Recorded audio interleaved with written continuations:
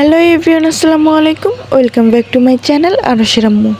আজকে সকাল সকাল ঘুম থেকে উঠেই আমি রেডি হয়ে নিয়েছি, কারণ আজকে আমি আমার একটা শখ পূরণ করব।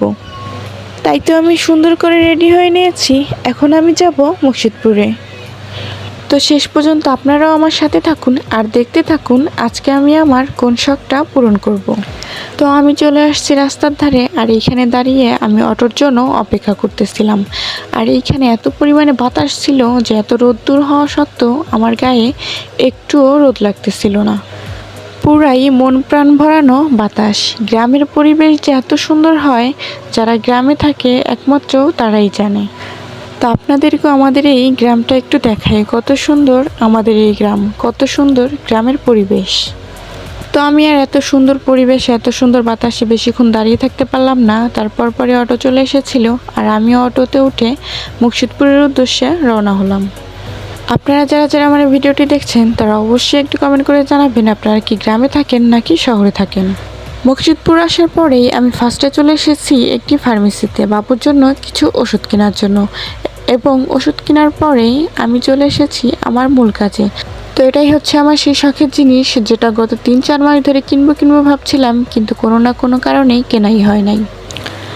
তো অবশেষে আমার সেই স্বপ্নের সেলফি স্টিকটা কিনেই ফেললাম, আর এটা আমি আপনাদেরকে বাড়িতে গিয়ে ভালোভাবে খুলে দেখাবো। তো ওটা কিনা শেষে আমি বাড়ির জন্য কিছু খাবার দাবার কিনলাম এবং অটোতে উঠে পড়লাম। এছাড়া আমার আর কোনো কাজ ছিল না। তো বাড়ির উদ্দেশ্যে রওনা হলাম। তো বাড়িতে আসার পর দেখুন, এই যে আমি ব্ল্যাক কালারের একটা সেলফি স্টিক কিনে নিয়ে এসেছি, আর এটা এখন আমার হাতে। আমার ছোট্ট একটি স্বপ্ন পূরণ করলাম। আজকে আমি সত্যিই অনেক খুশি, কারণ এইটা ছাড়া কোনোভাবেই আমি ভালোভাবে ভিডিও করতে পারতেছিলাম না। এইটা কিন্তু অনেকটাই বড় হয়, কিন্তু আমি আপনাদেরকে ভালোভাবে খুলে দেখাতে পারতেছিলাম না। আর এটা কিন্তু দাঁড় করেও রাখা যায়, সাথে একটি রিমোট আছে, এটা দিয়ে ভিডিও অন অফ করা যায়। আর এই তো আমার ভিডিওর মাঝে আমার পাখির ছানাটা চলে এসেছে আমাকে ডিস্টার্ব করতে।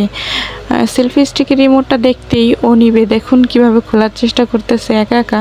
তো কোনোভাবে ওকে মানাতে পারলাম না, তাই রিমোটটা ওকে দিয়ে দিলাম।